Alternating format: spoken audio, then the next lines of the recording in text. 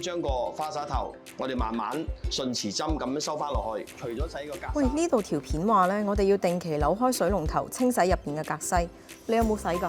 我知啊，我之前都有扭過出嚟睇，真係有啲粒粒嘅喎。但係問過管理處又話冇問題喎。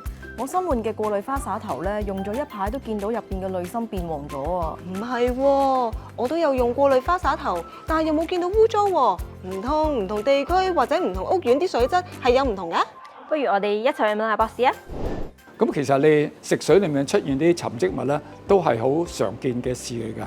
就因為主要咧就係我哋嘅食水裡面咧含有輕微少量嘅礦物質嘅，譬如好似鈣啊、鎂啊、鐵呢類咁嘅天然礦物質嘅。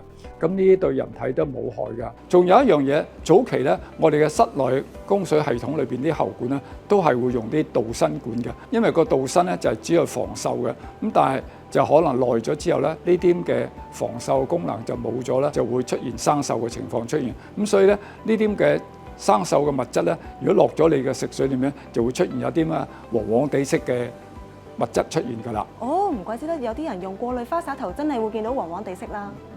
係咯。咁博士啊，格西上面藍色一點點嗰啲又係咩嚟㗎？當你嘅大廈如果更換啲銅喉管嘅時咧，啲工人咧就用啲焊接劑咧係焊接啲銅喉管。咁當佢焊接嗰陣時咧，就會同銅咧同啲氧化劑就產生啲銅嘅氧化物嘅。嗰啲銅氧化物咧就藍色嘅。做完個工程之後冇好好清洗咧，會積留咗喺啲銅喉管裏邊咧，就會落咗你食水㗎啦。咁所以導致你嘅食水裏面咧有啲藍色嘅銅氧化物質出現㗎啦。咁啲水飲咗會唔會有事㗎？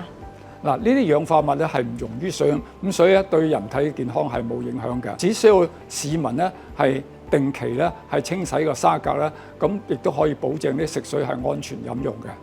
明白晒，唔該晒博士。